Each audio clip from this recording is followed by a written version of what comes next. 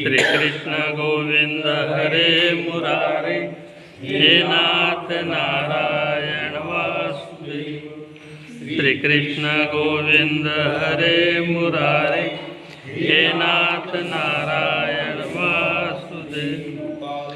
भगवान की जय। प्रातस्मरामि संस्फुरदात्मतत्त्वं सच्चित् सुखं परमहंसगतिं तुरीयं स्वप्नजागर सुषुप्तिमवैति नित्यं तद्ब्रह्म निष्कलमहं न चतुर्थसन्धाः समचरण सरोजं सान्द्रनीलाम्बुदाभं जघननिहितपाणिं मण्डनं मण्डनानां तरुणतुलसीमालां कज्जलं कञ्जनेत्रं सदयधवलहासं विठ्ठलं चिन्तयामि। कृष्णाय वासुदेवाय हरे परमात्मने प्रणतक्लेशनाशाय गोविन्दाय नमो नमः। वसुदेवसुतं देवं कंसचाणूरमर्दनं देवकी परमानन्दं कृष्णं वन्दे जगद्गुरुं। मूकं करोति वाचालं पङ्गुं लङ्घयते गिरिं यत्कृपातमहं वन्दे परमानन्दमाधवं। यं ब्रह्मा वरुणेन्द्ररुद्रमरुतस्तुन्वन्ति दिव्यैस्तवैः वेदैः साङ्गपदक्रमोपनिषदैर्गायन्ति यः सामगाः। ध्यानावस्थितं मनसा पश्यन्ति यं योगिनो यस्यान्तन्न विदुःसुरासुरगणा। देवाय तस्मै नमः, देवाय तस्मै नमः। ब्रह्मानन्दं परमसुखदं केवलं ज्ञानमूर्तिं द्वन्द्वातीतं गगनसदृशं तत्त्वमस्यादिलक्ष्यम् एकं नित्यं विमलमचलं सर्वधी साक्षिभूतं भावातीतं त्रिगुणरहितं सद्गुरुं तन्नमामि। सद्गुरुनाथ महाराज की जय। गोपाल कृष्ण भगवान की जय। श्री कृष्ण। जय श्री कृष्ण।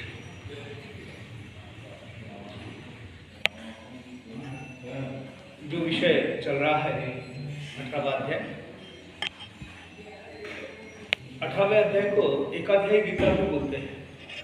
सब पूरे गीता का सार और गीता में जो भी तत्वज्ञान ज्ञान भगवान श्री कृष्ण ने बताया वह सब इसमें एकत्रित करके बताया गया है। इसीलिए अध्याय की श्लोक संख्या भी बहुत ज़्यादा है, 78 श्लोक है। इसके पहले 10वां श्लोक मेरे ख्याल से हो गया था, सब है आज। न द्वेष्टि अकुशलम कर्म कुशले न अनुषज्यते त्यागी सत्व समाविष्ट मेधावी छिन्न संशयः। भगवान ने इसमें कहा है जो मनुष्य अकुशल कर्म से तो द्वेष नहीं करता, अकुशल कर्म और कुशल कर्म में आसक्त नहीं होता। तात्पर्य क्या है? अकुशल मतलब जो कर्म अपन कहेंगे थोड़ा निम्न कर्म है, उसका द्वेष नहीं करता। वो भी संसार में सभी कर्म करना ये मनुष्य का धर्म, वो भी उसमें द्वेष नहीं करता, उसको त्यागता नहीं है। और कुशल कर्म जो है, जो अपने हित के लिए है या अपने स्वार्थ के लिए है, उसमें कभी उसकी आसक्ति नहीं होती। वह केवल शुद्ध सत्व गुण से ऐसा जो पुरुष है वह संशय रहित बुद्धिमान और सच्चा त्यागी है, ऐसा भगवान ने कहा। अब इसके बाद में बोलते हैं सात्विक त्यागी जो है वह उसका एक परिचय दिया है कि निष्काम भाव से कर्तव्य कर्म का अनुष्ठान करने वाला, निष्काम भाव से जो भी कर्म करते हैं उसके फल की अपेक्षा उसे नहीं है, ऐसे कर्मयोगी को सच्चा त्यागी भगवान ने बताया। और अभी गीता विवेचन करने वाले तो राम सुखदेव जी लिखते हैं कि एक शंका उपस्थित होती है कि निषिद्ध और काम्य कर्मों की भांति अन्य समस्त कर्मों का स्वरूप से त्याग कर देने वाला मनुष्य भी तो सच्चा त्यागी हो सकता है।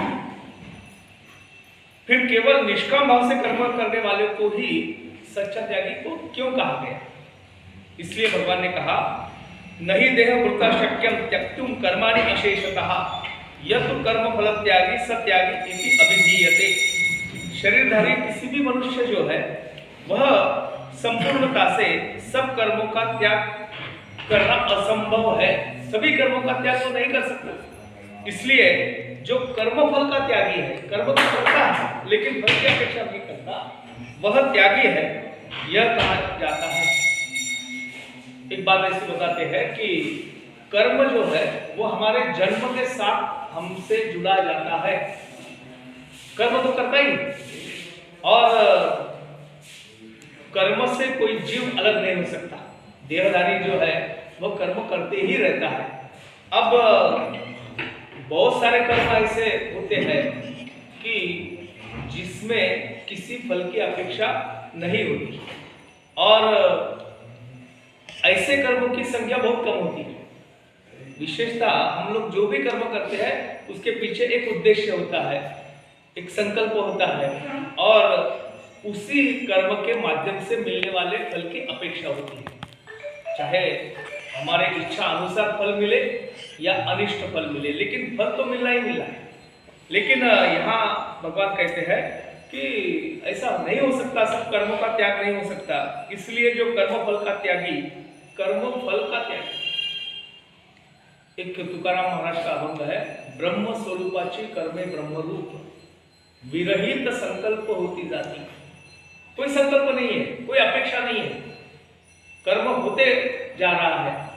योग वासिष्ठ में भगवान राम को वशिष्ठ मुनि ने एक उपदेश दिया। थोड़ी परिस्थिति देखो कैसी है कि यहाँ गीता में कहने वाले भगवान, सुनने वाला उनका परम शिष्य अर्जुन है। वहाँ उल्टी स्थिति है, सुनने वाले भगवान है और बताने वाले उनके श्रेष्ठ भक्त है, वशिष्ठ मुनि है। उन्होंने बताया कि ये निष्काम कर्म जो है वह आदमी से होना चाहिए, कर्म में कोई आसक्ति नहीं होना चाहिए। जब वनवास जाने के लिए राम जी निकले तब की बात है, पहले वशिष्ठ मुनि से उन्होंने अनुग्रह किया। तो वशिष्ठ मुनि ने उनको बताया कि देखो, आपको यह 14 साल जो बिताना है वो केवल निष्काम भाव से निष्काम कर्म आपको करना है। इसके पीछे एक कारण नहीं, जैसे हम रामायण की ओर अलग अलग दृष्टिकोण से देख सकते हैं। हमारे लिए संदेश है वशिष्ठ मुनि के द्वारा उपदेश जो किया हुआ है कि चाहे विपदा आए, चाहे विपरीत परिस्थिति हो, तो भी अपना कर्म जो है वो छोड़ना नहीं है, और वो कर्म करते रहना ही मनुष्य का धर्म है, कैसी भी परिस्थिति हो। तो वशिष्ठ मुनि उनको बताते हैं कि आप निष्काम भाव से कर्म करो। प्रभु रामचंद्र जी ने उनको पूछा कि भाई, कर्म के जैसे कर्म होगा तो उसका फल तो आएगा ही आएगा, तो निष्काम भाव से कर्म कैसे होगा? बोले नहीं, शरीर धारण किए है नरदेह, तो उसके कर्म तो होना ही होना है, इंद्रिय है तो कर्म तो होना ही है। लेकिन वो कर्म कैसे होना चाहिए, उन्होंने एक उदाहरण दिया कि जैसा छोटा सा बालक होता है 2-3 महीने का, वो अपना पेट उसका भर गया कि उसकी माँ उसको पलंग पे या किसी लोग बैठे बीच में रख देती है, तो खेलता है, हाथ पैर हिलाता है, मुंह से आवाज करता है, हंसता है, रोता है, अहेतुक निर्हेतुक उसका वह सब कर्म होता है। उसके दिल में कोई या उसको उतना विचार ही नहीं है, बुद्धि नहीं है कि मैं कर रहा हूं तो किस लिए कर रहा हूं, करते रहता है, होते जाती है क्रिया, लेकिन उसके पीछे उनकी कोई फल की अपेक्षा नहीं होती। उस पद्धति से अपना कर्म होना चाहिए, विरहित संकल्प होती जाती। वही कहा है, यस्तु कर्म फल त्यागी स त्यागित्य विधीयते। कर्म फल का त्यागी जो है वही त्यागी कहा जाता है। आगे कहते हैं कि कर्म फल का त्यागी जो है वह त्यागी है। इस पर और शंका उपस्थित होती है कि कर्मों का फल न चाहने पर भी किए हुए कर्म अपना फल दिए बिना नष्ट नहीं होते। भाई, ये तो स्वाभाविक बात है। जैसे बीज हमने जमीन में बोया तो उसमें से पौधा तो निकलना ही निकलना है, और उचित समय पे उसका वृक्ष होना है। जैसा वृक्ष हुआ तो उसको फल भी आने हैं। यही उदाहरण देके, यही बात कह के भगवान कहते हैं कि कभी तो भी ये बीज बोया गया है, उसके तो पौधा वृक्ष हो जाएंगे, फल आएंगे। किसी जन्म में कोई कर्म किया हुआ है तो उस कर्म का फल जो भी उसका निष्पन्न होता है वह जन्म में नहीं तो किसी एक जन्म में वो हमको स्वीकारना पड़ता ही पड़ता है। केवल कर्मफल के त्याग से मनुष्य त्यागी यानी कर्म बंधन से रहित कैसे हो सकता है, ऐसा आशंका अर्जुन पूछते हैं। यह शंका की निवृत्ति के लिए भगवान कहते हैं अनिष्टम इष्टम मिश्रम च त्रिविधम कर्मणा फलम भवति अत्यागी नाम प्रेत्य न तु सन्यासी नाम क्वचित। मतलब भगवान कहते हैं कर्मफल का त्याग न करने वाले मनुष्यों के कर्मों को तो अच्छा बुरा और मिला हुआ ऐसे 3 प्रकार का फल मरने के पश्चात अवश्य होता है। एक तो अच्छा होगा, भला उसका फल होगा, या बुरा होगा या मिश्रित होगा, अच्छे भले का संगम होगा, मरने के बाद उसको अवश्य मिलता है। किंतु कर्मफल का त्याग कर देने वाले मनुष्य को कर्मों का फल किसी काल में भी नहीं होता। उसके कर्म के फलस्वरूप कोई उसको फल नहीं, यानी निष्काम भाव से किया हुआ। बहुत बार ऐसा होता है कि कर्म किया और उसका कोई परिणाम ही नहीं आया। ऐसा हमारे जो चराचर हम लोग हैं उनके बारे में नहीं होता, लेकिन कर्मफल का त्याग कर देने वाले मनुष्यों के कर्मों का फल किसी काल में भी नहीं होता। जैसे हमारे सृष्टि में और बहुत सारी हम वस्तुएं या पदार्थ देखते हैं, वो अपना काम करते रहते हैं, उससे क्या होता है उसका उनको कोई चिंता नहीं होती। सुभाषितों में ये कहा गया है कि नदी का काम है बहना, वो बहते रहती है, उसकी एक आस है कि जहाँ उगम से निकली तो समुद्र में जाके मिल जाती है। उसके बहते प्रवाह से बाकी लोग जो भी है वो लाभ ले रहे हैं, अलग अलग प्रकार के लाभ ले रहे हैं। पीने के लिए भी उपयोग हो रहा है, आजू बाजू में जो पौधे पेड़ है उनको भी पानी मिल रहा है, पशुओं को या मनुष्यों को पीने के लिए पानी मिल रहा है, संतुष्टि हो रही है। लेकिन बहुत लोग गंदगी भी उसमें छोड़ रहे हैं, लेकिन उसको उसका कोई असर नहीं होता, वो तो बहते रहती है। क्या परोपकारार्थ वहन्ति नद्याः, वो तो चलते रहती। दूसरा उदाहरण यह है परोपकारार्थ फलन्ति वृक्षाः, वृक्ष अपने फल का त्याग कर देता है, वो अपने लिए कोई बचा के नहीं रखता। परोपकारार्थ दुहन्ति गावोः, गैया जो होती है परोपकारार्थ अपना दूध तो हम सबके लिए एक अमृत समान होता है। इसीलिए भगवान ने कहा परोपकारार्थ इदं शरीरम, हम तो ऐसे कर्म करना चाहिए हमारे आसक्ति से नहीं। तो मेरे देह मैंने धारण किया तो देह से होने वाले कर्म जो है उसका लाभ जो भी जैसा भी लेता है लेते रहना, लेकिन अपने को उसका कोई भी लेश अपने पर नहीं चढ़ने देना। यह कर्मफल का त्याग है और इसी को ऐसे कर्म करने से उसका कोई प्रतिफल नहीं मिलता है। और अब कहते हैं पंचेतानि महाबाहो कारणानि निबोध में सांख्ये कृतान्ते प्रोक्तानि सिद्धये सर्व कर्मणाम। अर्जुन को कहा कि संपूर्ण कर्मों की सिद्धि के 5 हेतु कर्मों का अंत करने के लिए उपाय बतलाने वाले सांख्य शास्त्र में कहे गए हैं, उनका तो मुझसे भली भांति मैं अभी सुना था।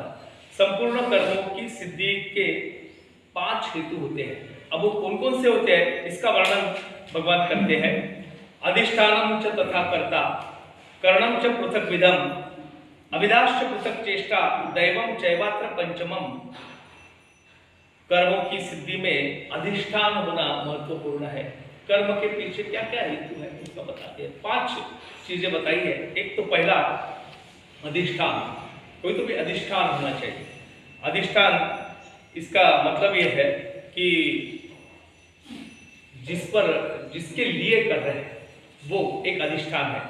तथा कर्ता, कर्ता वो अधिष्ठान के लिए कर्म करने वाला कोई तो भी कर्ता होना चाहिए, करने वाला। तीसरा भिन्न भिन्न प्रकार के करण यानी मार्ग और नाना प्रकार की अलग अलग चेष्टाएं, परिश्रम, उसके लिए परिश्रम करना चाहिए।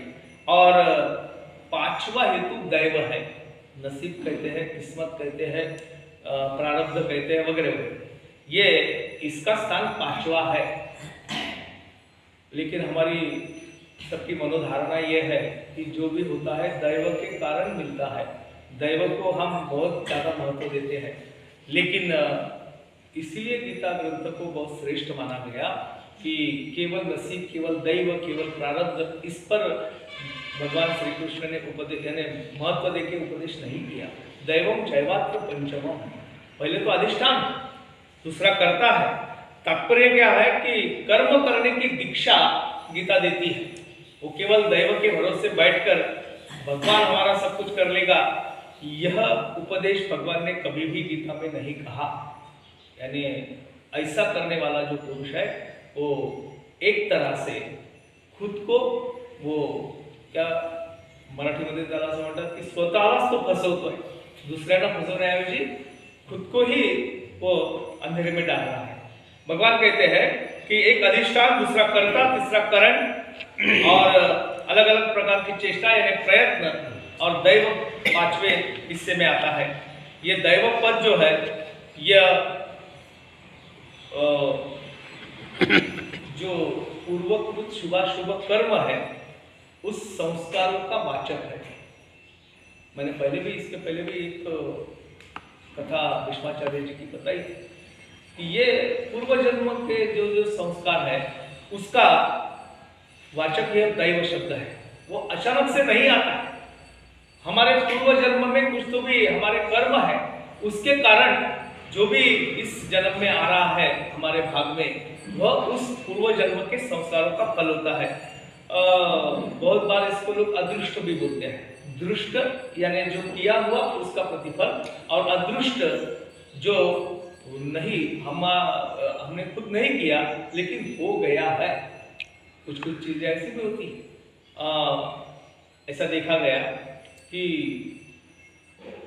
कुछ कुछ कर्मों के फल जो है वो तुरंत तत्काल प्राप्त होते हैं, उसको दृष्ट कहेंगे। जैसे एक तत्व ज्ञान में उदाहरण दिया है, अंगारे है। अंगारे पे हाथ रख दिए, क्या होगा? तो उसका फल तो मिलना ही, जलना है। ऐसा नहीं होता कि अभी हाथ रखे और 2 घंटे के बाद में फिर उसकी पीड़ा हुई, ऐसा नहीं होता है, तुरंत फल मिलता है। कुछ कुछ कर्म ऐसे होते हैं कि कुछ अंतराल के बाद में उसका फल मिलता है। कर्म तो हमने ही किए, लेकिन कुछ अंतराल जाने के बाद में तुरंत नहीं मिलता फल, बाद में उसका फल मिलता है। उदाहरण के तौर पे अभी जो बताया भगवान ने कि बीज बोया, पहले जमाने में था कि एक बूढ़ा आदमी 70, 75, 80 साल का, वो आम के बीज बो रहा है। तो किसी ने उसको पूछ लिया कि बाबा जी इसके, उस जमाने में वो हाइब्रिड वगैरह चीज नहीं थी, गुठली लगाए कि फिर 15 साल के बाद में उसको फिर आम के फल आते थे, बहुत जतन करना पड़ता था। तो इतने पूछ लिया कि बाबा जी अब तो आपकी उम्र तो हो गई, अब ये बीज बो के आपको क्या लाभ होगा? इसको तो फल आएंगे तो 10-12 साल लग जाएंगे। वो बोले कि मैं अपने लिए नहीं लगा रहा, ये जो मैं जो फल खाए वो मेरे दादाजी ने लगाए थे पेड़, उसके फल मैं खा रहा हूँ। आज मैं जो बीज बोऊंगा उसके 10, 12, 15 साल शायद मैं नहीं भी रहूंगा, लेकिन नाती पोती उसके फल खाएंगे, उसके लिए लगा। तात्पर्य क्या है कि कर्म अभी किया है उसका फल किसी अंतराल के बाद में मिलता है। और कुछ कर्म ऐसे है कि जो पूर्व जन्म में किए हैं उसका फल इसी जन्म में मिलता है। इसके लिए एक दृष्टांत आता है महाभारत में।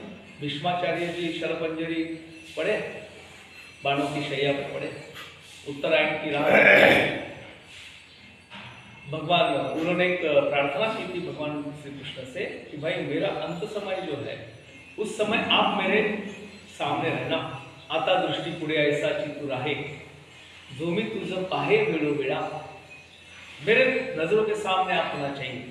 अब भगवान ने हर भक्त की इच्छा पूरी करते हैं, तो भीष्माचार्य जी के पास भी गए, उनके सामने खड़े हो।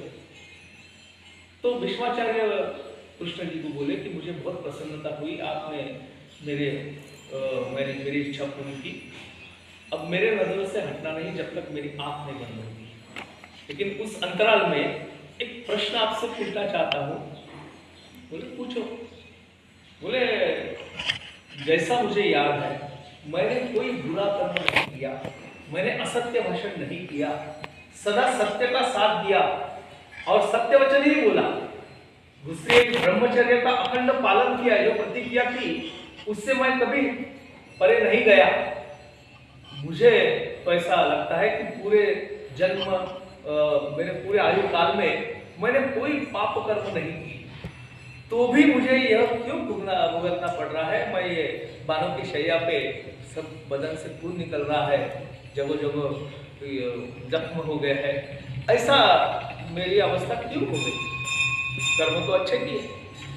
भगवान थोड़े से हंसे, बोले आप जो कहते हो बिल्कुल सही है, आपने कोई इस जन्म में कोई पाप नहीं किया, कोई अनिष्ट कर्म नहीं किया, जो भी वचन आपने दिए वो सब पालन किया, लेकिन फिर भी आपको ये ऐसा करना, ऐसे दशा क्यों आई। इसका कारण इस जन्म में नहीं, कई जन्मों के पीछे उसका वो कर्म है या कारण है। तो बोले मैं तो नहीं जानता। ये बड़ी भगवान ने दिए हुए वरदान है हमें कि हमको पिछला कोई याद नहीं आता, पिछला कोई याद नहीं आता। याद आती तो बड़ी आपको नहीं जाती। तो बोले मुझे तो कोई याद नहीं। तो भगवान बोले आपको नहीं है, लेकिन मुझे सब याद है, मैं सब देखता हूँ और आपको भी दिखाना चाहता हूँ, आपको भी दिखाऊंगा। तो जैसे अपन वीडियो रील दिखाते हैं, वैसे वो पूर्व चरित्र भीष्माचार्य जी का पूर्व जन्म का भगवान श्री कृष्ण ने उनको दिखाया। 50 जन्मों के पूर्व इनका जन्म एक राजकुमार करके था, और चले राजकुमार है तो भाई पीछे क्या आता तरकश तो पीछे लगा हुआ है, हाथ में धनुष्य है, चल रहे हाथ में बांध लिए। तो चलते चलते रास्ते में एक गिरगिट आ गया, तो इन्होंने अपने बाण से उसको ऐसा उड़ाया गिरगिट को। कोई उसने उनका कोई बिगाड़ा था, फिर भी उन्होंने उड़ा दिया उसको। तो वो जाके वो कैक्टस अंग्रेजी हो गया, तो कैक्टस के उस पंजे जैसा रहता है, उस पर जाके वो गिरा। नागफनी, मराठी में नागफनी बोलते हैं उसको। उस पर जाके गिरा, और गिरा तो अब कांटे तो उसको चुभ ही गए। वो कांटोदार वो नागफनी का जो पत्ता है, या ये भी जो उसको बोलो, तो वो बहुत नाजुक होता है। वो गिरगिट के भार से वो टूट के नीचे गिरा। अवस्था ऐसी कि वो नीचे है, कांटे ऊपर है, उस पर वो गिरगिट गिरा है, वो कोशिश कर रहा है उससे निकलने की। ये आपके हाथ से हुआ, अब उसका फल जो है वो जैसा कांटों पे गिरा, वैसे आपको इस शरशैया को सोना पड़ रहा है।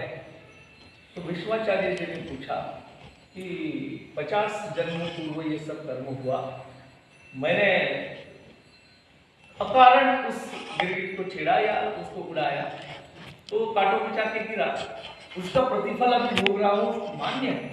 लेकिन वो गिरा कितने समय तक, कितने देर तक रहा? 6 क्षण वो कांटों पे था, बाद में कोशिश करके निकल गया। मैं तो 6 महीने से गिरा हूं। तो भगवान बोले कि कर्म उस समय जो किया, उस पर चढ़ते चढ़ते ब्याज नहीं आएगा, ब्याज का चक्रवाढ़ ब्याज वैसा बढ़ते वो 6 क्षण का अभी बढ़ते बढ़ते उसका प्रतिफल कितना 6 महीने हो गया। तात्पर्य का कि किसी भी किया हुआ कर्म बिना प्रतिफल के नहीं हो सकता। इसीलिए भगवान गीता में कहते हैं कि हमें उस कारण ज्ञानवान होना चाहिए। वशिष्ठ मुनि ने भी प्रभु रामचंद्र जी को कहा ज्ञानवान होना चाहिए। जो भी हम कर्म करते हैं वह कर्म केवल सत्कर्म भाव से, सद्भाव से होना चाहिए, फल की अपेक्षा नहीं करना चाहिए। और अकारण जो कर्म होते हैं उसका भी फल मिलना है। सहज गति से भी हमने अंगारों को स्पर्श किया तो भी उसका जलना निश्चित है, या जानबूझ के मुझे कुछ नहीं होता ऐसा करके भी अगर रखे तो भी उसका फल मिलना ही है। जो भी होता है अपने कर्मों के अनुसार हमें फल मिलता है।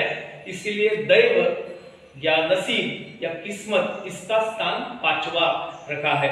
अब आगे बोलते हैं, शरीरम वांगमनो भी यत् कर्म प्रारभते नरः न्यायं वा विपरीतं वा पंचम एते तस्य हेतवः। मनुष्य मन, वाणी और शरीर से शास्त्रानुकूल, शास्त्र जो कहते हैं वही कर्म, या विपरीत जो भी कुछ कर्म करता है उसके पीछे ये 5 कारण होते हैं।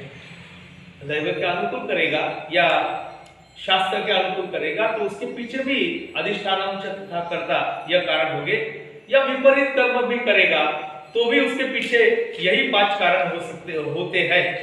और यह जो योग है, यह जो ज्ञान है, यह सांख्य योग के सिद्धांतों के अनुसार कर्मों की ये व्यवस्था भगवान ने बताया है।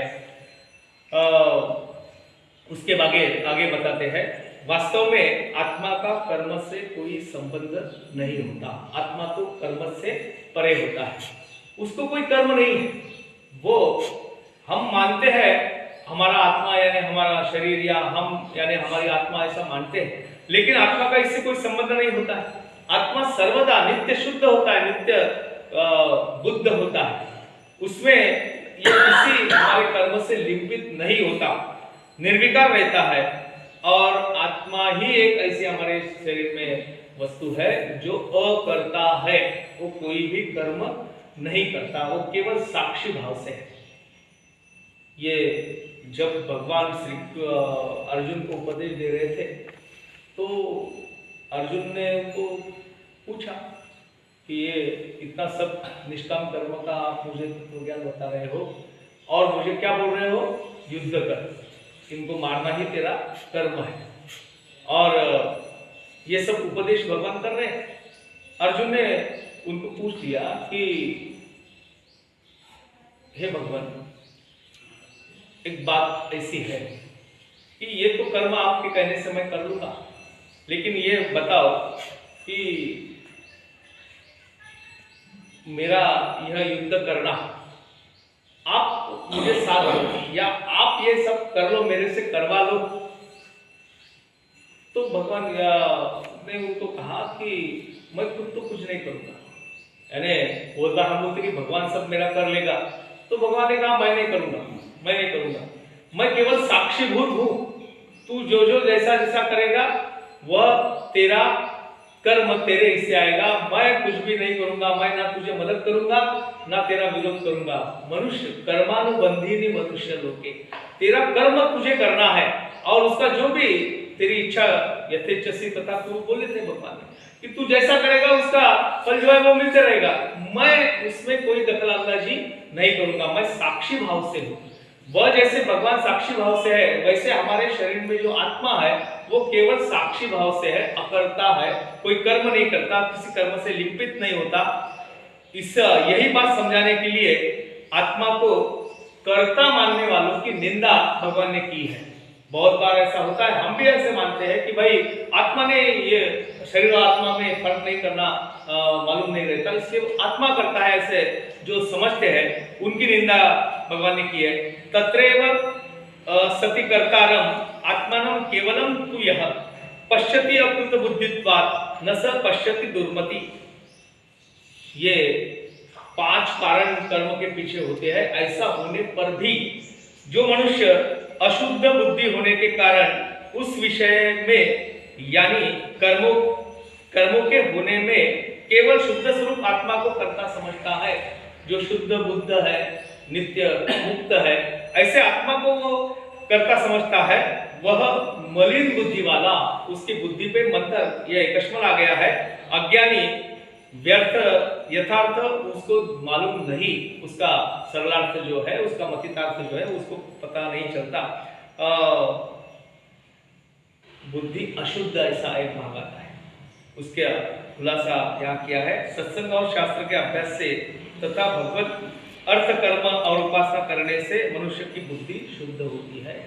बहुत सटीक बात कही है कि सत्संग करना चाहिए, इसलिए हमारे मन में अंतःकरण में कोई दूसरे ख्याल नहीं आएंगे, केवल शुद्ध सात्विक भाव आएंगे और इससे बुद्धि शुद्ध होगी। और जो साधना के विपरीत, जो साधना के विपरीत जो भी है, वो साधनों से रहित ऐसा समझ के चलो कि उस कोई साधना नहीं करता कोई आदमी, या सत्संग में नहीं जाता, संतों का संग नहीं करता, कुछ खुद की स्वाध्याय नहीं करता, उसकी बुद्धि अशुद्ध होती है, ऐसा समझना चाहिए। ऐसे भगवान बोलते हैं, तत्र एवं सति कर्तारम आत्मानं केवलम तु यह पश्यति अकृत बुद्धित्वात् न स पश्यति दुर्मति। उनको कहा गया आत्मा सर्वथा शुद्ध और निर्विकार है और अकर्ता है, करता नहीं है, कर्म नहीं करता। यही बात अर्जुन को समझाने के लिए कर्ता मानने वाले की निंदा करके अब आत्मा यथार्थ स्वरूप को समझकर अकर्ता समझने वालों की भगवान स्तुति करते हैं, जो खुद जानते हैं कि भाई हमारा आत्मा जो है अकर्ता है, वो खुशी में लिप्त नहीं होता, वो सबसे परे है, कर्म करने वाले हम हैं। तो ऐसा मानने वाले जो है कि आत्मा मेरा इन सबसे विलग है, अलग है, तो उनकी भगवान ने स्तुति की है। यस्य न अहंकृत भाव बुद्धि यस्य न लिप्यते हत्वा अपि स इमान लोकान् न हन्ति न निबध्यते। जिस पुरुष के अंतःकरण में मैं करता हूं ऐसा भाव नहीं है। तुकाराम महाराज का बड़ा सुंदर वचन है। तुका म्हणे आम्ही झालो अग्निरूप लागो नेदी पाप पुण्य अंगा। ऐसी अवस्था हमारी हो गई कि हमारे क्या कर्म करने से उसका कोई प्रतिफल हमें लिपित नहीं होता। मैं तो इन सबसे परे हूं। तुका म्हणे आम्ही झालो अग्निरूप लागो नेदी पाप पुण्य अंगा। पाप भी नहीं हमारे बदन को चिपकता या हमसे नहीं लिपित होता या पुण्य भी नहीं होता, उनके परे हम गए हैं। एक वचन ऐसा भी है तुकाराम महाराज का कि प्रेत रूप झाला शरीराचा भाव। जैसा प्रेत होता है क्या पार्थिव शरीर, उसके सब इंद्रिय तो जैसे के वैसे हैं, लेकिन एक तत्व उससे चला गया, प्राण तत्व जो है वो निकल गया। शरीर तो निश्चेष्ट पड़ा है, उसको चाहे जो भी जैसे भी उपचार करो उसको कोई भी क्या लिंपन नहीं होता है या उसको कोई उसका भाव नहीं रहता है। वैसी शरीर की अवस्था हो गई। आत्मा को अलग मानने वाले वह उनके मन में ऐसा भाव नहीं है कि मैं करता हूं, और जिसकी बुद्धि सांसारिक पदार्थों में या कर्मों में लिपायमान नहीं होती, सांसारिक जो भी हमारे कर्म है उसमें वो लिपित नहीं होता। तुकाराम महाराज ने उपदेश करते हुए बताया, संसारी असावे असोनी नसावे। भाई जन्म लिया है तो कुछ जिम्मेदारियां है, कुछ कर्तव्य है, वो तो करना ही करना है, लेकिन उस कर्मों में या सांसारिक पदार्थों में आसक्त नहीं होना, उससे परे रहना। भगवान को एक बार तुकाराम महाराज ने कुछ मांगने की इच्छा प्रदर्शित की। बोले मुझे कुछ मांगना है। भगवान बोले मांगो, पांडुरंग जी उनके आराध्य। लेकिन एक आश्चर्य हो रहा है, बोले कि आप कभी न कुछ न मांगने वाले, आज कैसे क्या बुद्धि सूझी कि कोई मांगना चाहिए भगवान से। तुकाराम महाराज बोले कि मुझे ऐसा लगता है कि आप जैसा आप मुझे हमें बना दो। भगवान बोले कि मेरे जैसा दूसरा कोई नहीं है, मैं तो स्वयं अकेला जो हूँ, मेरे जैसा कोई नहीं है। तो आपको मेरे जैसा अगर होना है तो मैं ही आपको, यानी मुझे ही आपको होना पड़ेगा। तो तारा महाराज ने नहीं, मुझे आप कुछ तो भी ऐसा वरदान दो, आप जैसा बनाओ, आपकी रुचि जैसा बनाओ। तो भगवान बोले ये काय के लिए होना। तो तुकाराम महाराज बोले कि उनका वचन है, अभंग है कि आपके जैसे होने का मेरा उद्देश्य यह है कि उपाधि वेगळे तुम्ही निर्विकार, काहीच संसार तुम्हा नाही। आप तो निर्विकार हैं, आपके पीछे कोई उपाधि नहीं है, कोई आपसे लिपित नहीं होता है। उपाधि वेगळे, और आपको संसार भी नहीं, संसार यानी प्रपंच इतना ही नहीं, संसार यानी हमारे देह के जो भी कर्म है वो, आपको तो वो कोई लिपित नहीं होता, आपके जैसे बना। तो भगवान बोले ऐसा क्यों इच्छा आपकी है। बोले मगमी असेन संसारी वर्तत, आपने आपके जैसा मुझे बनाया तो मैं कैसा रहूंगा, जैसे जड़ाआत पद्मपत्र। पद्मपत्र मीमांसा, यह गीता में भी कहा गया है कि फिर मेरी अवस्था कैसी हो जाएगी कि पानी में रहकर भी वो कमल पत्र पे पानी का बूंद भी नहीं लिपित होता, वैसी मेरी अवस्था हो जाएगी। संसारी असावे असोनी नसावे। कर्तव्य कर्म तो करना ही करना है, लेकिन ये मान के चलना है कि मेरा आत्मा या मैं इस सबसे लिपित नहीं हूं, लिप्त नहीं हूं, अलग हूं। वह पुरुष इन सब लोगों को मारकर भी वास्तव में न तो मरता है और न पाप से बनता है। ये अर्जुन के लिए बताया था। यस्य नाहं सुतो भावो बुद्धिर्यस्य न लिप्यते हत्वापि स इमान लोकान् अंतहंति न निबध्यते। जिस पुरुष के अंतःकरण में मैं करता हूँ ऐसा भाव नहीं है, तथा जिसकी बुद्धि सांसारिक पदार्थों में और कर्मों में लिपायमान नहीं होती, वह पुरुष इन सब लोगों को मारकर भी वास्तव में न तो मरता है और न किसी पाप से बनता है, उसका बंधन पापों का नहीं होता है। यह बात खास करके अर्जुन के लिए कि युद्ध करना है, ऐसा मत समझ कि मैं इनको मार रहा हूं या मेरे कारण वो मर रहे हैं। कृष्णास क्या विश्वास द्रोणास जयद्रथास मी मारी ले क्या पुनश्च मारी। भगवान ने कहा उसको कि तू कर रहा है ऐसा कोई भाव नहीं है, ये अगर तूने नहीं मारा तो ये नहीं मरने वाले, ऐसी बात नहीं है, मरने ही वाले हैं। और ये सब कर्ता कर्मिता जो है वो मैं हूं, तू केवल निमित्त मात्र है। यानी अब जो पहले अध्याय में अर्जुन ने बहुत सारा तत्व ज्ञान कृष्ण जी को सुनाया था, उसके कारण बताते हैं कि ना तुझे पाप लगेगा, ना कुछ तेरा कर्तापन का जो भाव है। बहुत सारी बातें बताया था कि बहुत पुण्य से मैंने आपसे जोड़ी कर ली, आप मेरे इतने निकट आ गए, अगर मैं ये पाप कर्म करूंगा तो आप मुझसे दूर चले जाओगे, मेरे जन्म जन्म की तपस्या व्यर्थ हो जाएगी वगैरह वगैरह पहले अध्याय में होता था।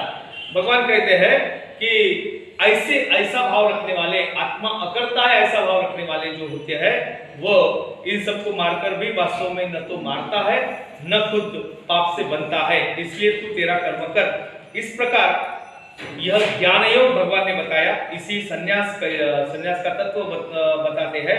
वह समझाने के लिए आत्मा के अकर्तापन का प्रतिपादन भगवान ने किया। अब उसके अनुसार कर्म के अंग प्रत्यंगों का भी भगवान समझाते हैं। कर्म प्रेरणा और कर्म संग्रह का प्रतिपादन भगवान करते हैं। ज्ञानम ज्ञेयम परिज्ञाता त्रिविधा कर्म चोदना, कर्म कर्म करते थी त्रिविध कर्म संग्रह। भगवान ने अभी इस श्लोक में बताया ज्ञाता, ज्ञान और ज्ञेय, यह तीन प्रकार की कर्म प्रेरणा है। हर बार यह त्रिपुटी आती है। एक तो ज्ञाता है यानी जानने वाला, ज्ञान है यानी ज्ञान जो अर्जित किया है, और ज्ञेय जो समझ लिया है, जिसको जानना है। यह तीन प्रकार की कर्म प्रेरणा है। और कर्ता, करण और क्रिया, यह तीन प्रकार का कर्म संग्रह है। एक कर्ता है, करण है यानी उसका प्रयत्न, और क्रिया प्रत्यक्ष रूप होने वाली क्रिया। यह भगवान ने बताया। जो जानने वाला जो है उसका नाम ज्ञाता है, जो जानने वाला है। और जिसके द्वारा जानना है वह ज्ञान है। जानने में आने वाली वस्तु का नाम ज्ञेय है। जिससे ज्ञान अर्जित करने के बाद में जो मिल जाता है उसको ज्ञेय कहते हैं। जो कर्म करने वाला है उसको कर्ता कहते हैं कि हम तो कर्तापन की भूमिका में है, और जो भी हम करते हैं वह सब क्रिया है। लेकिन उस क्रिया का भी अहंकार हमें आ जाता है कि मैं तो इतना सब करता हूँ।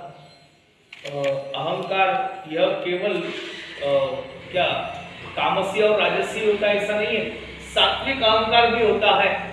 बहुत लोगों के प्रत्यक्ष रूप से शब्दों से नहीं बयां करते, लेकिन मन में आता है कि मैं तो इन सबसे परे हूँ, मैं तो इनमें नहीं हूँ, मैं तो बहुत भगवान की आराधना करता हूँ, शुद्ध सात्विक कर्म करता हूँ। एक उसका अहमपन आ जाता है। ये भगवान कहते हैं कि ऐसा सात्विक अहंकार भी मन में निर्माण नहीं होना चाहिए।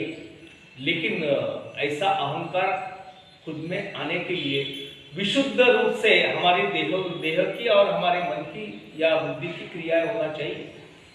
जैसे बहुत सारे लोग गया जाते हैं तो पिंडदान करते हैं, तो वहाँ एक संकल्प लेना पड़ता है। संकल्प क्या लेना पड़ता है? वो गुरुजी बताते हैं, पापो हम पाप संभवाहा, ऐसा बोलते हैं कि मैं तो पापी हूँ, मुझे मुक्त करो। अपना खुद का भी श्राद्ध गया जाके कर सकते हैं, इसलिए बोलते हैं कि इस जन्म में मैंने तो पाप किए, पाप संभव, मेरे से पाप होने ही वाले हैं, लेकिन फिर भी मुझे आप मुक्त कर दो, इसलिए वो पिंडदान करते हैं, अपना खुद का क्रियाकर्म करते हैं। हमारे मामा साहब दांडेकर, सोनोपंत दांडेकर जिनको कहते थे, एक बार उनकी कथा भी मैंने आपको बताई थी। वारकरी संप्रदाय के अध्वर्यु थे, खुद तो ST कॉलेज पुणे का जो है वहाँ के प्रिंसिपल थे, और बहुत श्रेष्ठ कीर्तनकार थे। उन्होंने ज्ञानेश्वरी का भाष्य भी लिखा है, ज्ञानेश्वरी पर उन्होंने संपादित किया है। तो वो गए श्राद्ध करने, तो गुरुजी ने बताया बोलो पापो हम, बोले नहीं बोलूंगा, पापो हम नहीं बोलूंगा, पुण्यो हम पुण्य संभवाहा, ये धारणा जिसकी दृढ़ बन जाती है तो कितने विशुद्ध भाव से वो अपने जीवन की ओर देखता है या कितना खुद को अलिप्त रख सकता है, यह बात है। और खुद मामा साहब का जीवन भी वैसा ही था, प्रिंसिपल थे, लेकिन 1 रुपया भी वेतन का अपने लिए उन्होंने खर्चा नहीं किया। वारकरी शिक्षण संस्था उन्होंने वहाँ बनाई थी, ब्रह्मचारी थे और निःशुल्क सब बच्चों को भिक्षा मांग के ही, वो माधुकरी मांग के ही वो चलता है वहाँ का व्यवहार। तो वहाँ पूरा अपना समय देते थे और बहुत सारी महाराष्ट्र में अगर वारकरी संप्रदाय का बहुत बड़ा जो प्रसार प्रचार हुआ, उसके पीछे मामा साहब दांडेकर का त्याग है। उनके गुरु थे जो महाराज, उनका भी वर्तन वैसा ही था। तात्पर्य क्या कि यह भावना मन में दृढ़ होना चाहिए, अहंकार रहित। और यह 3 प्रकार का जो कर्म संग्रह और 3 प्रकार का जो कर्म प्रेरणा है उसको समझ लेना यह बहुत आवश्यक बात है। ज्ञानम कर्म च कर्ता च त्रिधैव गुण भेदनः प्रोच्यते गुण संख्याने यथा वृक्षुण तान्यपि। गुणों की संख्या करने वाले शास्त्र में ज्ञान और कर्म तथा कर्ता गुणों के भेद से 3 प्रकार के ही कहे गए हैं। उनको भी तुम मुझसे अभी सुन, ऐसा भगवान कहते हैं। गुणों की संख्या करने वाले शास्त्र में गुणों की संख्या, गुण आदमी में क्या क्या करने योग्य है वह, और ज्ञान और कर्म और कर्ता जो अब पहले श्लोक में ये त्रिपुटी बताया उसका विश्लेषण अब भगवान करते हैं। ज्ञान कर्म और कर्ता के सात्विक राजस और तामस ऐसे 3 प्रकार के भेद होते हैं और यही भेद बताने की एक प्रस्तावना भगवान ने की है। और पहले अब सात्विक ज्ञान का लक्षण भगवान बताते हैं। सात्विक ज्ञान कैसे होता है? सर्वभूतेषु येन एकम भावम अव्ययम इक्षते अविभक्तम विभक्तेषु तत ज्ञानम विद्धि सात्विकम। भगवान कहते हैं कि जिस ज्ञान से मनुष्य पृथक पृथक यानी अलग अलग यानी भिन्न भिन्न प्रकार के सब भूतों में एक अविनाशी जो परमात्मा तत्व है उसी को देखता है, तो समभाव से उसको देखता है, वो ऐसा ज्ञान जिसको उसको सात्विक ज्ञान बताया गया है। एक बड़ा प्रसिद्ध एक कहानी आती है या नामदेव महाराज के जीवन में घटा हुआ प्रसंग बताते हैं कि नामदेव महाराज, उनके घर में कोई एक क्या बड़ा फंक्शन या एक उन्होंने आयोजन किया श्राद्ध विधि वगैरह का, तो बहुत सारे लोग खाना खाने आए। ऐसा ये खास करके बताया कि नामदेव महाराज जी के घर बहुत सारे लोग खाना खाने आए। ये बताने का कारण ये है कि नामदेव महाराज की परिस्थिति जो थी, आर्थिक स्थिति जो अत्यंत दुर्बल थी। खुद उन्होंने लिखा है, सुंबाचा करदोडा रट्ट्याची लंगोटी नामा वाळवंटी कीर्तन करी 14 माणसे माझे घरी अन्नासाठी कीर्ती दारोदारी। ऐसी उनकी अवस्था, जिनके हाथ से भगवान खुद भोग खाते थे, उनके घर की जो प्रापंचिक स्थिति थी वो अत्यंत दरिद्र थी। तो वो नामदेव महाराज के घर में ऐसा एक कुछ धार्मिक विधि हुआ, तो खाना खाने लोगों को बुलाया और बनाया क्या, तो पूरनपोली, महाराष्ट्र का सबसे जो श्रेष्ठ मिष्टान्न है वो पूरनपोली बनाई। क्या हुआ, लोग तो खाना खा रहे हैं, एक कुत्ता कहीं से आ गया, उसने एक रोटी उठाया और भागा। तो नामदेव महाराज ने क्या किया, उसके पीछे एक घी की कटोरी लेके दौड़े। अरे भाई वैसी मत रोटी खा, घी डाल के खा, तेरा पेट नहीं दुखेगा, ऐसी खाएगा तो तेरा पेट दुखेगा। लोग हंसे। ये नामदेव महाराज कुत्ते के पीछे घी की कटोरी लेके दौड़े। यह किस्सा एक बार मैंने एक प्रवचन में सुना, बहुत क्या अपनी भाषा शैली में जरा चढ़ा बढ़ा के सुनाया, तो सब बड़े खुश। बाद में प्रवचन होने के बाद में एक सज्जन, जो बहुत उनके चेहरे से ऐसा नहीं लग रहा था कि बहुत सारे ज्ञानी है या पढ़े लिखे हैं, वो आए मेरे पास में कि बोले महाराज जी आप तो बहुत सुंदर बोलते हो, बहुत आपके पास में ज्ञान है, सब कुछ है, बोले आपकी वाणी भी मिठास है, लेकिन आपसे एक बात करनी है। मैंने बोला कहो। बहुत बार ये बताता भी हूँ कि जैसा कोई अपनी प्रशंसा कर रहा है तो बड़ा अच्छा लगता है, और प्रशंसा करना भी तो कब करना, लोगों के सामने करना तो ज्यादा अच्छा लगता है। अकेले में करे तो कोई मजा नहीं आता, नहीं क्या? हैप्पी बर्थडे अगर विश करना है तो पर्सनल व्हाट्सएप पे नहीं करना, कहाँ पे करना? ग्रुप में करना। ग्रुप में करना, बताते भी है, जरा लोगों के सामने होना चाहिए। मैंने बोला जो भी कह रहे हैं आप कर दो, बोले नहीं बोले बाद में आप अपना ये सब काम काज करो। तो लोगों के क्या विषय ले लेके चला, लोग की प्रतिक्रिया जो मुझे सुखा हुआ थी वो लेते चला। बाहर आया जरा वो खड़े थे, बोले मैंने उनको बोला बाबा जी आप अभी तक खड़े हो तो क्या बताना चाहते हो बता दो। तो बोले नहीं बाद में बताऊंगा। तो अब यजमान करके गया था तो किसी के घर में चाय कॉफी के लिए बैठे, वहाँ भी 2-4 लोग, तो बाबा जी दरवाजे में खड़े। मैंने बोला आप तो बताओ, नहीं बोले बाद में बताओ। जैसा बाहर निकला, अब अकेला ही हो गया, वो सबने उसने विदा कर लिए, बात चल रहा, आए बाबा जी तो बोले एक बात कहनी भूला। क्या? आपका भाषण बहुत सुंदर हुआ, प्रवचन बहुत सुंदर देते हो, आपकी भाषा शैली भी अच्छी है, ज्ञान भी अच्छा है, लेकिन एक बात है बोले आपके पास में अनुभव की कमी है। एकदम से झटका लग गया। अच्छा हो गया इसने 4 लोगों में नहीं बताया, और थोड़ा ये भी अहंकार भी हुआ कि ये कौन आदमी है भाई, मैंने इतना पढ़ा लिखा, मैंने इतना संत साहित्य के अभ्यास किया, ये किया वो किया, प्रवचन देते थे, घूमता फिरता हूँ, लोग भी बड़ी प्रशंसा करते हैं, लेकिन ये कौन है देहाती आदमी की जो अनुभव की कमी है बोल रहा। थोड़ा गुस्सा भी आया, पूछा उनको कि ऐसा कैसा बोल रहे हो आप, अनुभव की कमी है, कितने प्रवचन किए पता है क्या आपको? बोले मालूम है, बड़े महान हो, बहुत जगह जाते भी हो, लेकिन अनुभव की कमी है। बोल रहा ऐसा कैसा क्या? बोले आपको अभी तक नामदेव महाराज जिसके पीछे दौड़े वो कुत्ता दिख रहा है, नामदेव महाराज को कुत्ता नहीं दिखा, ये अनुभव की कमी है। बोले उनको क्या दिखा?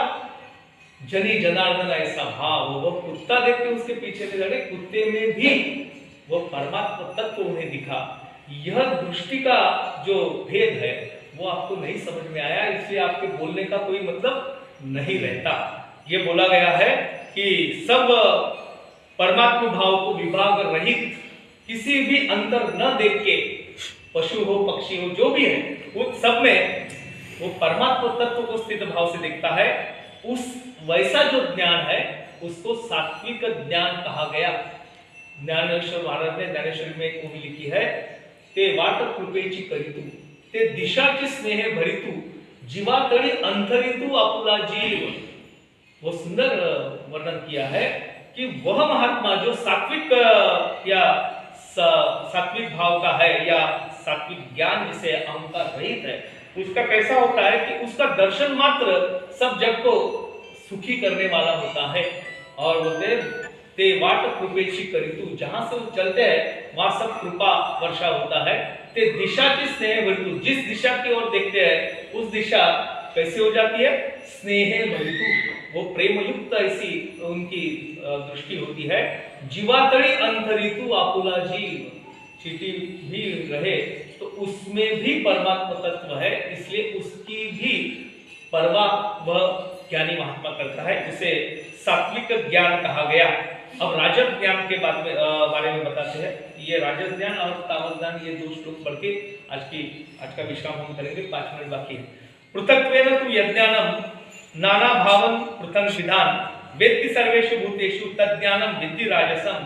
किंतु जो ज्ञान अर्थात जिस ज्ञान के द्वारा मनुष्य संपूर्ण भूतों में भिन्न भिन्न प्रकार के नाना भावों के अलग अलग जानता है, उस ज्ञान को राजस ज्ञान, अपपर भाव जिसको बोलते हैं। हमारे दृष्टि में यह है कि वह प्राणी है, वह वृक्ष है, मैं आदमी हूँ, ये नर है, नारी है, ये अलग अलग ज्ञान जिससे होता है, उनको एक परमात्मा तत्व सब में विराजमान है, सभी एक ही जैसा तत्व है, सब में एक ही ममई वंशो जीवलोके, ये जो भाव है वो जिनको दिखता नहीं और अलग अलग भाव से जानते हैं, वह ज्ञान जो है वह राजस ज्ञान बताया गया।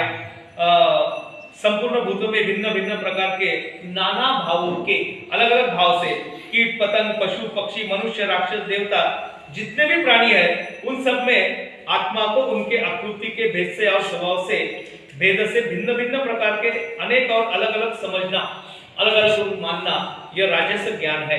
अब तामस ज्ञान का लक्षण बताते हैं। यततु कृष्णवत् एकस्मिन् कार्ये सक्तम अहेतुकम अतत्वार्थवत् अल्पम च तत् तामसम उदाहृतम। परंतु जो ज्ञान एक कार्यरूप शरीर में ही संपूर्ण के सदृश आसक्त है और तामस इसके राजस्य से भी आगे जाके बताते हैं, एक कार्यरूप शरीर में ही संपूर्ण सदृश आसक्त है। मैं अपने शरीर को ही सब कुछ मान रहा हूँ, तथा जो बिना युक्ति वाला तात्विक अर्थ से रहित और तुच्छ है वह तामस कहा गया है। यहाँ एक लक्षण बताया गया है कि ये मनुष्य उसकी विपरीत बुद्धि से, विपरीत ज्ञान से, ये हमारा नाशवान क्षणभंगुर जो शरीर है उसको ही आत्मा मानता है और उसमें लिप्त होता है, आसक्त होता है। हमारे संतों ने, हमारे शास्त्रों ने बहुत बार कहा उन्होंने कि क्षणभंगुर नाही भरवसा, मारे सावध तोड़ा माया आशा, काही न चले मग गळा पड़े फासा, पुढे हुशार थोड़ा आहे ओळसागा। वैसे देखा जाए तो हमें ये जो शरीर मिला है, हमारे पूर्वज कहते हैं कि यह भाड़े से लाई हुई चीज है, भाड़े से लाई हुई। पंच महाभूतों से हमने उधार करके यह देह लाया। अब जो चीज हमने उधार में लाई वो अपनी होती है क्या? अपनी कभी भी नहीं होती है। और उसका जतन कैसे करना? जब तक हम उसको उपयोग में ला रहे हैं तब तक उसकी निगाह रखना, उसकी देखभाल करना हमारा कर्तव्य है। बरोबर है। दूसरों की चीज लाई तो भाई संभल के रखना चाहिए। अपना बोलते ना, घर की मुर्गी दाल बराबर, वैसी वाली बात नहीं है। दूसरों की चीजें संभाल के रखना है। देह की जो भी देह की आवश्यकता है उसको तो पूरा करना है, लेकिन यह मन में रखना है कि भाई यह देह मेरा नहीं है, किसी को तो भी देना है, जिससे लाया उसको वापस करना है। और वैसी अवस्था होती है कि हमारा शरीर में जो पांच तत्व है वो पांचों तत्व अपने अपनी जगहों पे जाके मिलते हैं। तो इसलिए देह को आत्मा मानने वाले लोग जो है, या आत्मा को देह मानने वाले लोग हैं, उनकी बुद्धि तामस है, उनका ज्ञान तामस है। ऐसा बोलते हैं कि शरीर तो नश्वर है, वो तो गिरने वाला है, इसमें आसक्त नहीं होना चाहिए। लेकिन बहुत लोग ऐसे होते हैं, वो देह भक्त होते हैं। विनोबा भावे नाम तो सबने सुना, इसी काल के हैं, तो पवनार में रहते थे। उन्होंने एक आर्टिकल लिखा, एक निबंध लिखा, देह पूजेची दास्य भक्ति। उनके लेख का नाम है देह पूजेची दास्य भक्ति। लेख का सारांश यह है कि हम तो दास हो गए हैं, क्या गुलाम हो गए? किसके? देह के गुलाम हो गए हैं। हमारे देह में जितने भी इंद्रिय है, अवयव, उनकी पूर्ति करने में भी हमारा सारा आयुष्य जा रहा है। कोई देह के परे जाके हम सोचते नहीं है। ऐसी देह बुद्धि रखने वाले जो है वह तामस ज्ञान से युक्त है, ऐसा कहा गया है। देह से परे हमारी बुद्धि रहना चाहिए। और दूसरी जगह तुकाराम महाराज से बोलते हैं कि कोंडू कोंडू धरिन जीव, देह भावे पूजीन। भगवान की आराधना कैसी करना चाहिए? जैसी हमारी देह बुद्धि होती है वैसे देह बुद्धि के भाव से भगवान की आराधना करना चाहिए। घर में, हमारे पूजा घर में छोटी छोटी मूर्तियां होती है, चाहे किसी भी मेटल, पीतल की है, तांबे की या चांदी की, सोने की, जो भी मूर्तियां होती है, आकार तो छोटा ही होता है, अपने जैसा नहीं होता। लेकिन मानते हैं हमने कि भगवान कृष्ण जी की मूर्ति है, छोटी है, लेकिन वो कृष्ण जी, हम उसकी आराधना करते हैं। लेकिन आराधना करते समय हम केवल उस मूर्ति को केवल मूर्ति ही मानते हैं। हमारे देह की जैसी उनकी हम निगाह रखते हैं क्या? सोच के देखो। मैं अपनी बात बताता हूँ कि घर में तो बहुत सारी मूर्तियां हैं, एक 8-10, उन सबको एक साथ में वो तावन में ले ली, धड़ धड़ उठा के रख लिए। पानी का लोटा गोल घुमा के उधर पानी डाल दिया, थोड़ा दूध डाल दिया, फिर उठाया, पूछ पाछ करके फिर जगहों पे अपने अपने रख लिया। वो भाव उसमें क्या है कि भाई पूजा करना ही है, तो पूजा करना है पूरे भाव से करना है क्या? नहीं, एक विचार है, करना पड़ता है इसलिए कर लिया। वो भगवान को पोंछने वाला कपड़ा भी जो होता है वो देखने लायक होता है, कितने साल कितने दिनों से उसको पानी लगता नहीं, भगवान जाने, वो वही जानता। उसको पोंछ पाछ के रख दिए कि धड़ से गंध जो है, तिलक, टक टक टक टक टक सब कुछ। बात ऐसी कहीं देह पूजे, देह भावे पूजने का मतलब यह है कि हम अपने पर जो उपचार करते हैं वह इस तरह से करते हैं क्या? नहीं। भाई नहाने के लिए पानी भी होना है तो ठंडी के दिनों में गर्म पानी होना है, नहीं क्या? धूप वाले में ठंडा पानी होना है। अभी सोचे कि भगवान की आराधना करना है, अभी 12 डिग्री टेम्परेचर है, तो भाई थोड़ा पानी गर्म कर लो भगवान के नहाने के लिए। यह विचार मन में नहीं आता। देह पूजा हमारी इम्पोर्टेंट, भगवान की पूजा देह पूजा से अलग। विनोबा भावे जी ने इस पर बड़ा विश्लेषण लिखा कि देह पूजे की दास्य भक्ति। कहा गया है कि केवल वो तामस ज्ञान वाले लोग जो होते अपने देह पे आसक्त होते हैं, अपने जैसे ही भावनाएं, अपने जैसा ही आत्मा हरेक में है, मूर्ति में भी वह समाहित है, यह मानने वाला ही केवल सात्विक ज्ञान से युक्त है, बाकी ये तामस है। यहाँ हम रुकते हैं, 42वें श्लोक में आके हम रुके हैं। आगे का फिर सात्विक कर्म का लक्षण बाद में बताया है, ये कर्ताओं का बताया, अब कर्मों का बताते हैं। यहाँ रुकते हैं। नाम संकीर्तनम यस्य सर्व पाप प्रणाशनम प्रणामो दुःख शमनः तन्नमामि हरिं परम। नाम संकीर्तनम यस्य सर्व पाप प्रणाशनम प्रणामो दुःख शमनः तन्नमामि हरिं परम। नाम संकीर्तनम यस्य सर्व पाप प्रणाशनम प्रणामो दुःख शमनः तन्नमामि हरिं परम। गोपाल कृष्ण भगवान की जय श्री कृष्ण। जय श्री। आरती करें।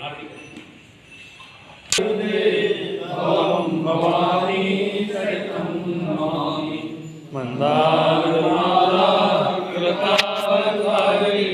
कपालमाला दिगंबराय नमः शिवाय नमः शिवाय।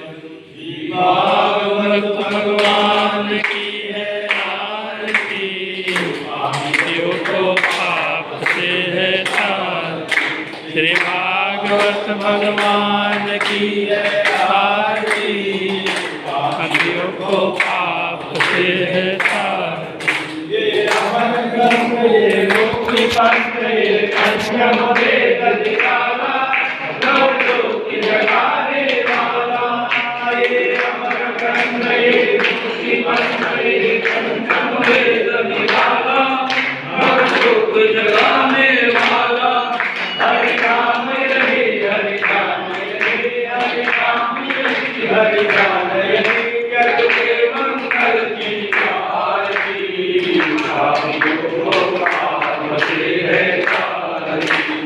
भागवत भगवान की है आरती, पापियों को पाप से है आरती। ये शांति पावन पुनीत पापों को मिटाने वाला, हर दर्श कराने वाला। ये शांति पावन पुनीत पापों को मिटाने वाला, हर दर्श कराने वाला। ये सुखकरणी ये दुखहरणी ये सुखकरणी ये दुखहरणी, श्री मधुसूदन आरती। भाग्यों को पाप से है आरती, श्री भागवत भगवान की है आरती। भाग्यों को पाप से है आरती। ये मधुर बोल जग पंथ को बताने वाला, बिगड़ी को बताने वाला।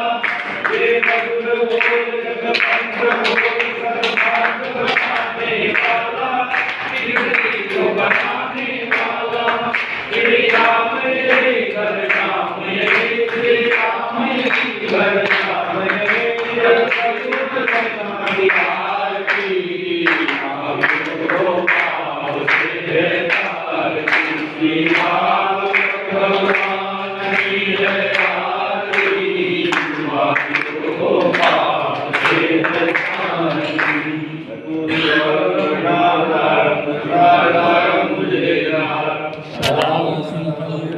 वंदे भवं भवानी चरितं, मंदारमाला कुलतालकाय कपालमाला, दिगंबराय च दिगंबराय नमः शिवाय।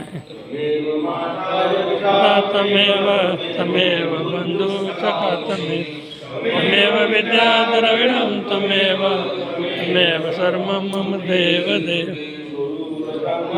गुरुर्विष्णु गुरुर्देवो महेश्वरः,